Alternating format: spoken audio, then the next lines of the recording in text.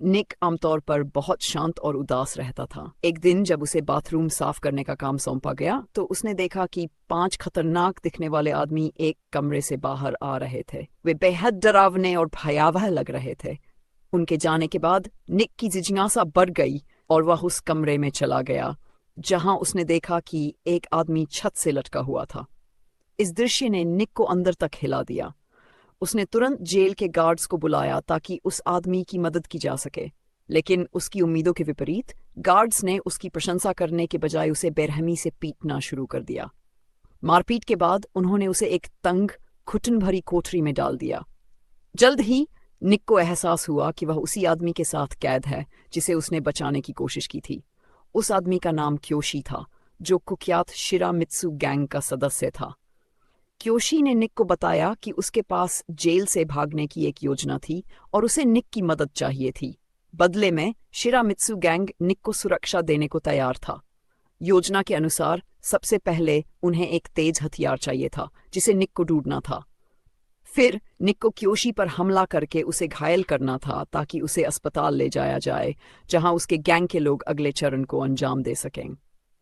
निक ने कुछ देर सोचने के बाद इस योजना पर सहमति जताई। उसे मौका तब मिला जब सभी कैदियों को बाहरी काम के लिए भेजा गया। उसने मौके का फायदा उठाते हुए एक छोटा सा पत्थर अपनी जेब में डाल लिया। वापस सेल में आने के बाद उसने उसे घिसकर तेज करना शुरू कर दिया। कुछ ही समय में क्योशी अगली प्रक्रिया के लिए पूरी तरह तैयार था। हमले से पहले क्योशी ने निक को याद दिलाया कि वह सही समय पर गार्ड्स को बुलाए। अगर ज्यादा खून बह गया तो वह मर सकता था। निक ने योजना के अनुसार हमला किया।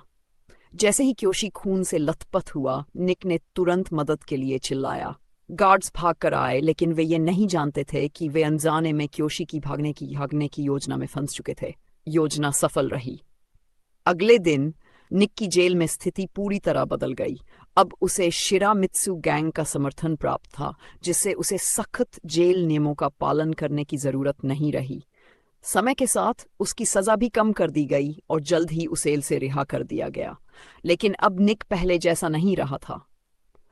जेल से बाहर निकलते ही उसने देखा कि एक कार उसका इंतजार कर रही थी।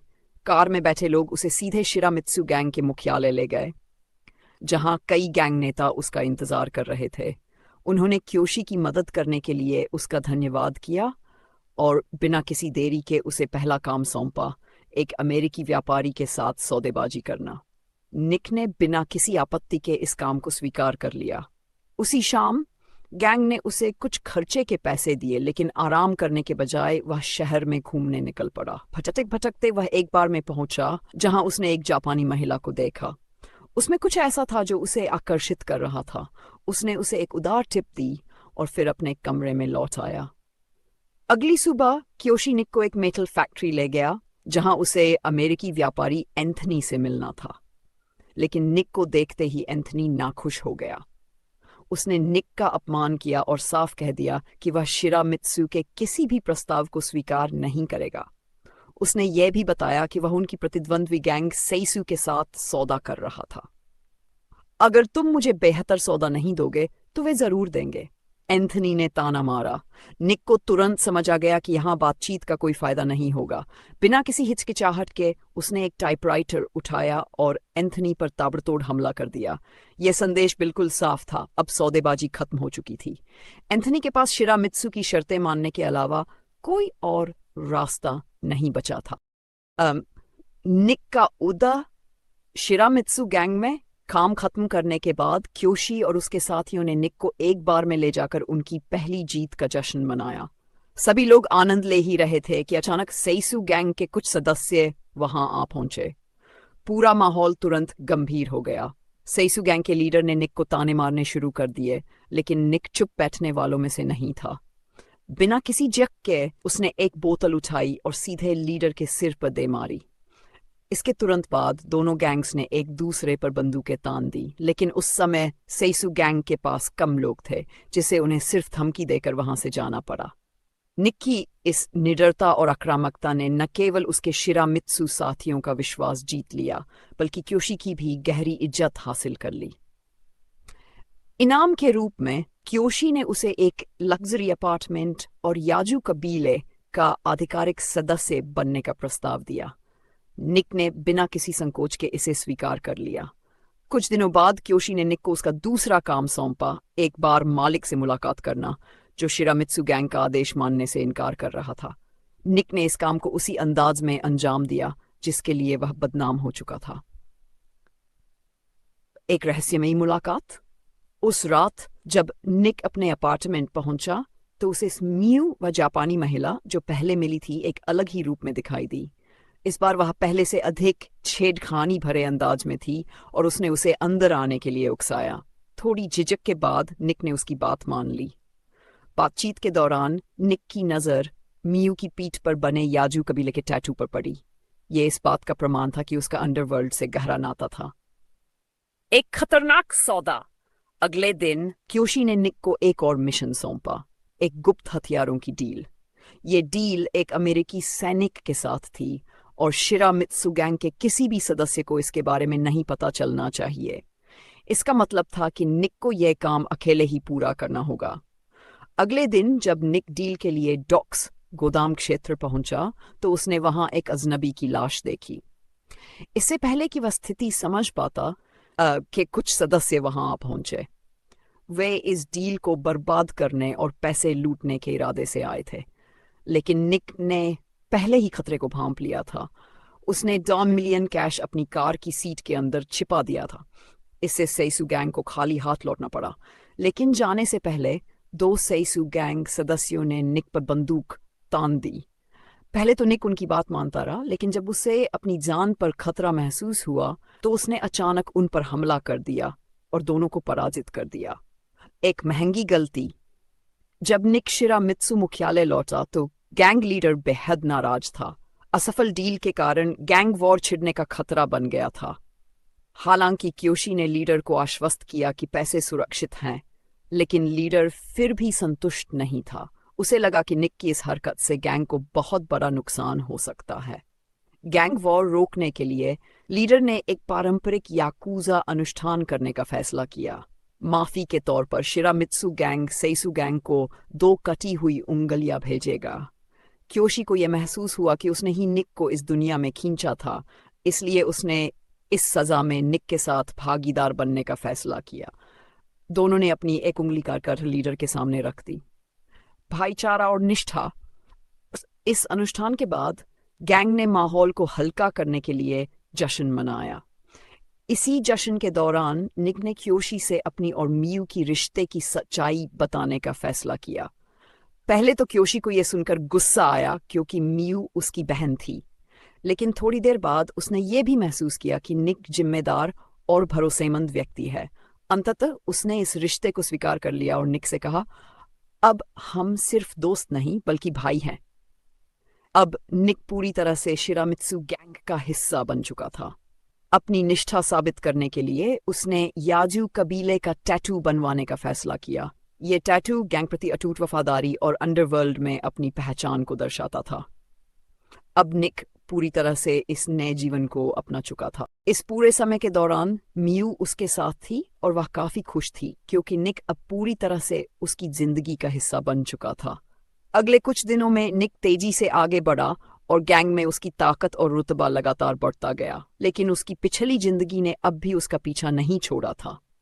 एक दिन जब वह मियू के साथ ट्रेन में सफर कर रहा था, तभी उसकी नजर एक जाने पहचाने चेहरे पर पड़ी। यह सीसु गैंग का वही आदमी था जिसने एक बार उसे मारने की कोशिश की थी।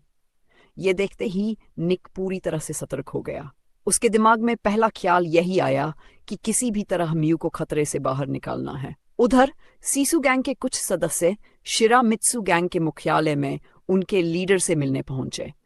वे एक डील करना चाहते थे, लेकिन उन्होंने किसी वरिष्ठ सदस्य को भेजने के बजाय एक युवा सदस्य को भेज दिया, जो शिरामित्सु गैंग के लीडर को बिल्कुल पसंद नहीं आया। इसके बावजूद गैंग के एक सदस्य ओरोची ने लीडर को डील स्वीकार करने के लिए कहा, लेकिन इस बात से लीडर और ज्यादा गुस्से में आ गया और उसने तुरंत ही डील को रद्द कर दिया।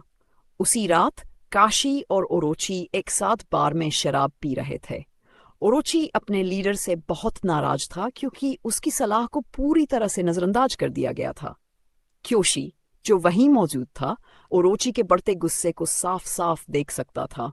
उसने उसे शांत रहने की सलाह दी, लेकिन तब तक बहुत देर हो चुकी थी। ओरोची गुस्से में बार से बाहर चला गया। बाहर उसकी मुलाकात अचानक मियू से हो गई। ओरोची और मियू कभी एक दूसरे से प्यार करते थे और ओरोची अब भी उसे पसंद करता था, लेकिन मियू ने उसे साफ साफ मना कर दिया। ये सुनकर ओरोची गुस्से से पागल हो गया और जबरदस्ती करने की कोशिश करने लगा, लेकिन किसी तरह मियू वहां से भागने में कामयाब रही। अगले दिन शिरामित्सु और सीसु गैंग एक बार फिर से मिले, इस बार एक सुमो कुश्ती मैच के दौरान, जो कि महत्वपूर्ण बैठकों के लिए एक पुरानी परंपरा थी। इस बार सीसु गैंग का चेयरमैन खुद आया था, लेकिन ये कोई साधारण बिजनेस डील नहीं थी। सीसु गैंग चाहता था कि शिरामित्सु गैंग का लीडर रिटायर हो जाए और उनकी गैंग को सीसु गैंग का ही हिस्सा बना दिया जाए। यह सुनते ही पूरे कमरे में तनाव बढ़ गया। शिरामित्सु गैंग के लीडर ने तुरंत इस प्रस्ताव को ठुकरा दिया, क्योंकि यह उनकी गैंग की पहचान को मिटा सकता था। उसी समय निक ने बीच में आकर सीसु गैंग के चेयरमैन को याद दिलाया कि शिरामित्सु गैंग कमजोर कुत्तों का झुंड नहीं, बल्कि खतरनाक भेड़ियों का घर है।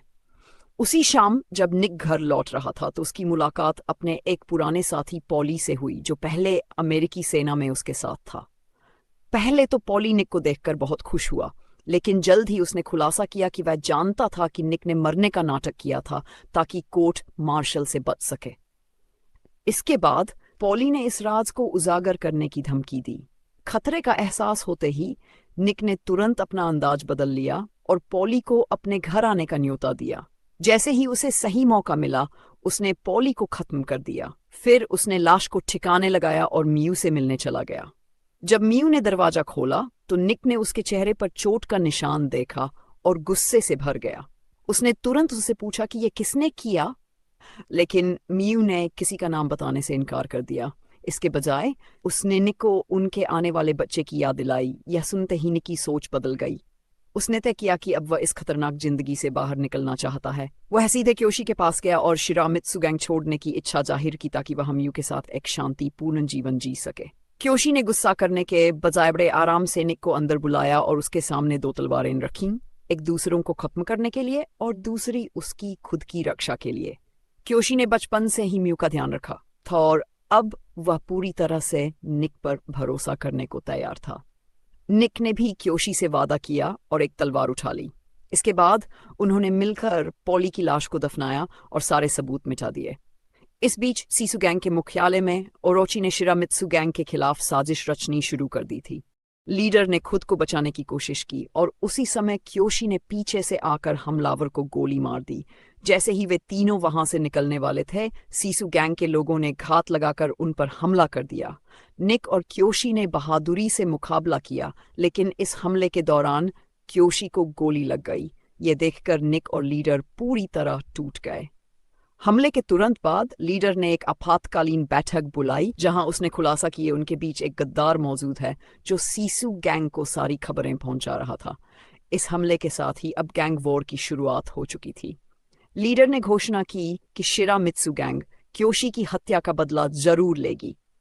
इधर जब निक ने मियू को क्योशी की मौत की खबर दी तो वह फूट फूट कर रोने लगी। इन सब के बावजूद शिरामित्सु गैंग के लीडर ने आमने सामने की लड़ाई के लिए हामी भर दी। निक और अपने बाकी साथियों के साथ वह एक खाली डॉक पर पहुंचा, जहां सीसु गैंग पहले से ही उनका इंतजार कर रही थी।